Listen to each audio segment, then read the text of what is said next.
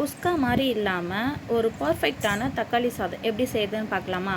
ஒரு குக்கரில் 3 ஸ்பூன் எண்ணெய், 1 ஸ்பூன் நெய் சேர்த்துக்கோங்க. இது கூட கொஞ்சமாக பெருஞ்சீரகம், 2 பச்சை மிளகாய், கட் பண்ணி வச்சுருக்க வெங்காயம், தேவையான அளவுக்கு உப்பு சேர்த்து நல்லா மிக்ஸ் பண்ணிக்கலாம். இதுக்கு நான் 5 தக்காளி எடுத்திருக்கேன். அதையும் சேர்த்து நல்லா குழைய வதக்கிக்கலாம்.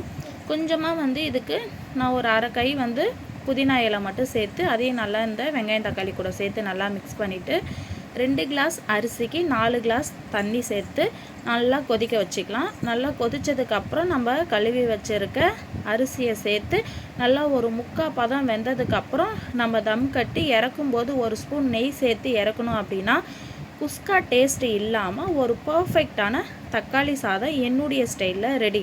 இந்த மாதிரி செஞ்சு பாருங்கள். எப்பயுமே ஒரு பிரியாணி ஸ்டைலில் தக்காளி சாதம் சாப்பிடாமல் தக்காளி சாதத்தை தக்காளி சாதமாக சாப்பிட்டு பாருங்கள். சூப்பராக இருக்கும். தேங்க்யூ ஃபார் வாட்சிங்.